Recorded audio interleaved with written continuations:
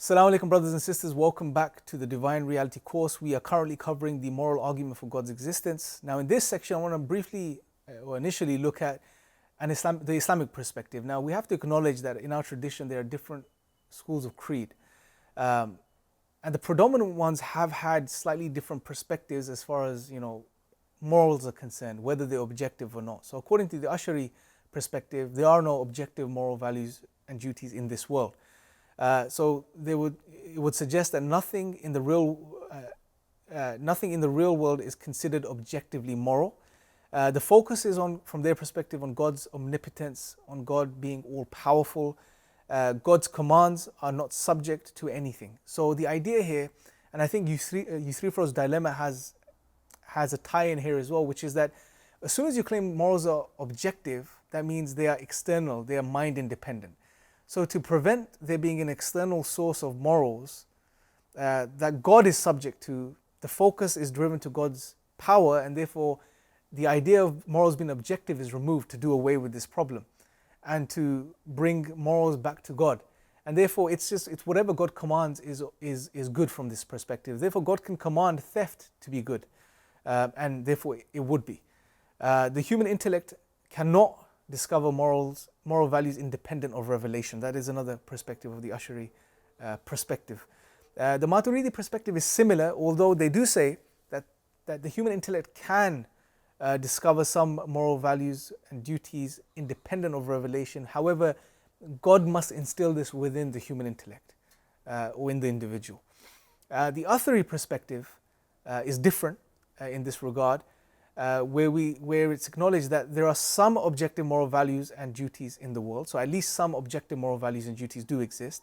The human intellect can discover these moral values and duties via the fitra, for example, that we can be aware of certain things being objectively morally wrong within certain contexts, and some things being objectively morally good within certain contexts.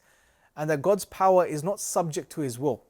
God's power is subject to His will, which is a derivative of His nature. So what the Athari creed highlights here is that we acknowledge objective moral values and duties which are mind independent. However, they are not separate from God. The reality of objective morals are not separate from God, because God's power is a subject of His will, and which is a derivative of His nature, which is ultimately good. Allah is Al-Bar, which means that He is the source of all goodness, and therefore whatever God commands is good. So Allah is not subject to anything external to Himself, other than Himself, right? So this is sort of the brief sort of, if you like, distinction between these different schools and the way they perceive objective moral values and duties.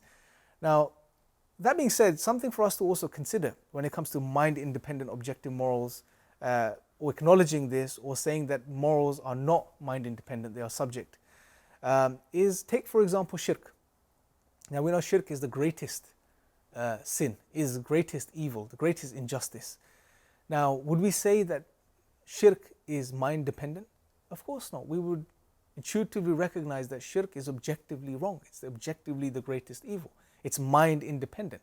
Even if there were no humans on the surface of this earth, shirk would still be shirk. It will still be wrong.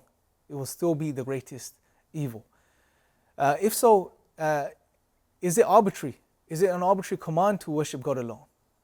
So to worship Allah subhanahu wa ta'ala alone without associating any partners to Him, would we say that this is an arbitrary command? Of course not. Because this is a reality regardless of if people acknowledge this or not. Shirk, again, if we associate partners with Allah, we don't worship Allah subhanahu wa ta'ala alone, that is shirk, and that is the greatest sin regardless of whether people acknowledge this or not. It's objectively, we would say, the greatest evil. And there's, in the Quran, when we read the Quran, this is abundantly clear. And in chapter 31 verse 13, where Allah says, and when Luqman said to his son while he was instructing him, "O my son, do not associate anything with God. Indeed, association with Him is great injustice." And in the 20th chapter of the Quran, verse 14, "It is truly I am God. There is no God worthy of worship except me. So worship me alone and establish prayer for my remembrance."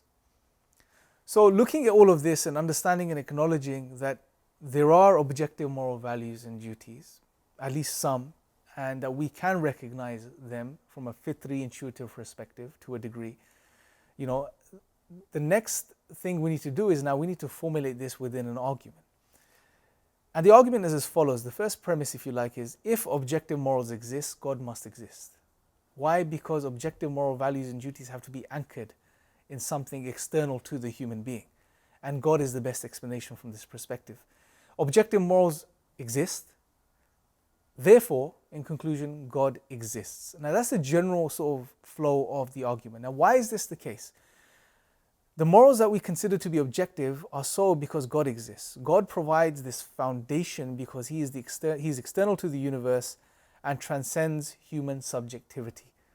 So objective moral values and duties, if they exist, they need to be grounded, right? Because they're not subject to the human being. They're not mind dependent, like we said, they're mind independent. So they have to be grounded in some way. And the best way to ground objective moral values and duties is in God. God is that transcendental anchor, if you like, to ground objective moral values and duties. He is the objective source. His commands are not subject from the point of view that they are based on limitations. So Allah is not subject to anything else. Allah, whatever Allah commands, and we're going to go in through this when we get to the three frogs dilemma. But what we are saying is, we know Allah's names and attributes. Allah is the source of all goodness, Al-Bar. And therefore, whatever Allah commands is in line with His nature. So Allah is not subject to anything external to Himself. Allah commands good, and it's not arbitrary, and it's good because Allah subhanahu wa ta'ala is good. He is the source of all goodness. Professor Ian Markham explains this. He says, God explains the mysterious ought pressing down on our lives. And God explains the universal nature of the moral claim. As God is outside the world, God the Creator can be both external and make universal commands. So he again summarizes the point that God best explains the existence of objective moral values and duties, because in God we can ground this reality, you know, and we can show how it transcends human subjectivity from this perspective, and that it's mind independent. So a quick note on the Islamic perspective. God is maximally perfect. He is maximally knowledgeable, powerful and good. Perfect goodness is God's essential nature, Al-Bar. Allah is the source of all goodness. When God makes a moral command, it is a derivative of His will, and His will does not contradict His nature. Right? So I'm going to repeat that again. It's a very important point. When God makes a moral command, it is a derivative of His will, and His will does not contradict His nature. Therefore, what God commands is good because He is good. So it's not just arbitrary that whatever God commands is good. No, whatever God commands is in line with His nature, which is good. Allah is the source of all goodness. And therefore, what God commands is good because He is good, and He defines what good is. And as Allah says in chapter 7 verse 28, say indeed God does not order immorality. Now Euthyphro's dilemma, right? What is this dilemma, right? This is something, it's an age-old dilemma. I believe Aristotle, it was Plato who initially sort of proposed this.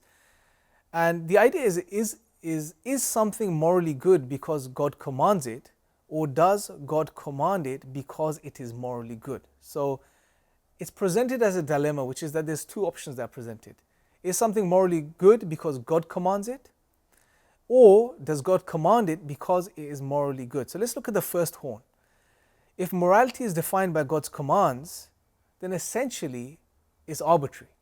So what we're saying is that it's not about what's really good or bad, it's just whatever God commands. So if God commands something, so if God commands theft to be good, then it becomes good.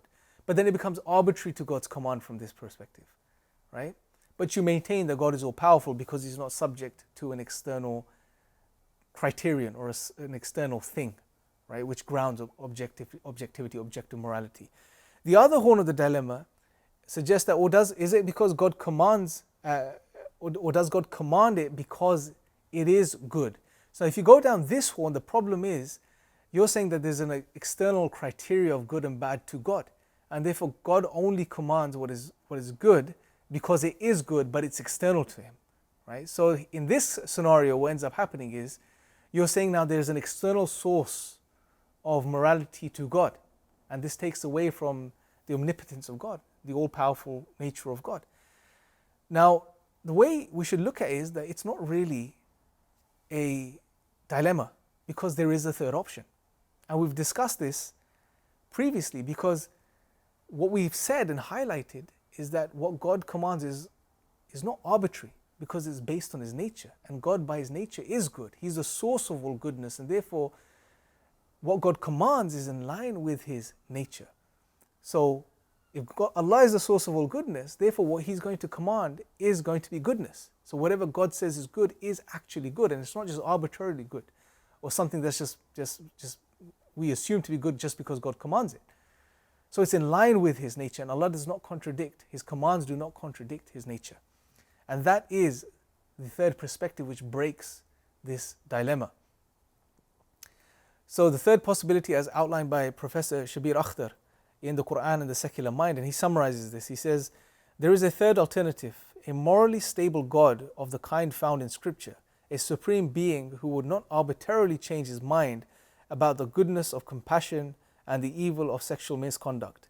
Such a God always commands good because his character and nature are good. So essentially summarizes the point that we're making, which is that Allah subhanahu wa ta'ala, when he commands, his commands are in line with his nature, and his nature is good. So the response further explained, there is indeed a moral standard, but unlike what the second horn suggests, it is not external to God, rather it follows necessarily from God's nature. It's a part of Allah subhanahu wa ta'ala. His nature contains within it the perfect, non-arbitrary moral standard. This means that an individual's actions, i.e. the killing of innocents, is not arbitrarily bad because it follows from an objective, necessary moral standard. On the other hand, it does not mean God is somehow subservient to this standard because it is contained in his nature. It defines his nature. It is not in any way external to him. And that's how we break this particular horn. And it's a very beautiful way of sort of not only dismantling this dilemma, but just to understand, or ground objective moral values and duties without taking anything away from God's power, that the fact that Allah is omnipotent. The natural response. So someone may turn around and say, well, you must know what good is to define God as good, and you must know what good is to define God as good, and therefore you haven't solved the problem. The simple reply obviously is, God defines what good is. He is the only being worthy of worship because he is the most perfect and moral being. Now again, if someone, as a metaphysical explanation that we're providing here, it's extremely coherent and complete. If someone now starts to challenge this, it's almost like challenging first principles, right? You're going to end up in this infinite regression of challenging, okay, what is good? How do we understand it? And you keep going, and it's not going to practically help us as far as having a basis and providing a comprehensive foundation for grounding objective moral values and duties, right? So we have to have a metaphysical starting point, and that's what we're providing. And the Islamic conception here is extremely coherent and robust. So are there any alternatives, right? So some people may say, well, no, fine, objective moral values and duties do exist, but we don't need God to ground them, right? We can ground them otherwise. And they may suggest biology, social pressure, even moral realism. So let's look at it from the perspective of biology. If you peg objective moral values, or try to assert that objective moral values and duties can be grounded in biology, well, this is problematic because biology is subject to change, right, within this world, and therefore those morals are also subject to change as we evolve. Charles Darwin, for example, stated, if men were reared under precisely the same conditions as hive bees, there can hardly be any doubt that our unmarried females would, like the worker bees, think it a sacred duty to kill their brothers, and mothers would strive to kill their fertile daughters, and no one would think of interfering, right? So it really boils down to the conditions we'll be reared under. Morality will be subject to the conditions that we're reared under. That's all it will be subject to. Again, it will be subject to these changes, and therefore it would not be objective. There won't be anything like, there will be no, you'll remove the meaning behind what is objectively right and objectively wrong. It will just be subject to change, biological change. Like I said, no moral meaning. It will remove the moral sort of meaning and grounding from that perspective. It's not species mind independent. Again, it will be mind dependent to the species themselves as they're evolving and developing. And it will be subject to biological conditions that shape the evolution of our species. So again, it renders morality from this perspective subject to all of these things and not objective in any way, shape or form. Now, if we look at social pressure, people may say, well, no, it's about society. Society gets together, and if enough people agree and come to the conclusion that something is wrong, therefore it becomes objectively morally wrong. Well, no. It's just subject to a group of people. What would happen if you have two different groups of people comprised of, say, 50 individuals each, and they both have their own understandings in regards to a specific situation? Well, who would be right? Again, it's just subject to the group, as opposed to being just subject to an individual. You're just taking that and making it mind dependent to the group itself. It doesn't make it objective in any way, shape or form. Take, for example, what's happening with the Uyghur Muslims in China. Right? Just because a group of people think that they should treat these individuals and humans in this particular way, it doesn't make it right. It's still objectively wrong. The persecution that they're going through, the way that they're being treated, right? So it doesn't matter if a group of people come together and say something is wrong. It doesn't now therefore make it objectively wrong. It's still dependent on their subjective perspectives, even though it's as a collective. So it still renders morality subjective from this perspective. So moral realism. Now this is a different type of moral realism that we acknowledged earlier, which was to do with those individuals that acknowledge morality is objective. So what does it mean that objective moral values just exist? And this is what they would assert. Moral realists would assert, well, sure, morals are objective, however, they're a brute fact. They just exist, right? We don't need to ground them in any way. They're just there. The ontological question we raised in the beginning are not answered. So we had a couple of questions. We said, if morality is objective, if we say moral value, there is something called objective moral values and duties, this is a reality, then there are two questions. Where did they come from, and what explains their objective nature? Now, to say, well, they just are, and not try to address these questions, it's almost a type of cop-out in a way. Right? Morality is not limited to recognizing the truth of compassion or justice. Morality entails a sense of duty or obligation. We're obliged to be compassionate and just. So there is no ought from this perspective for the moral realist. It's one thing to acknowledge, okay, there is objective moral rights and wrongs, but that ought that should press down upon us doesn't exist unless you ground objective moral values and duties in God. And this is another issue. Under moral realism, such obligations are impossible, because recognizing that a certain moral truth is objective does not ensure that we are obliged to implement that moral truth. Moral duties are owed, however, owed to whom? If you just say they are, these moral duties just exist and there is no God, well, then what is that thing that compels one? Where is that ought that presses down on an individual to act upon those things now? To do what is objectively right and to avoid doing what is objectively wrong. So you can't make sense of that ought that one feels, that one is obliged to carry out what is right and obliged to stay away from what is wrong under moral realism. Now, brothers and sisters, in the next session we're going to cover or highlight the distinction between absolute versus objective morality, because some people do get confused about these two terms. Sometimes we may end up seeing what we refer to as objective morality as absolute. Right? So we have to distinguish these two terms and these two ways of looking at morality. And we'll touch upon that in the next session. So when you're ready, move on to the next section.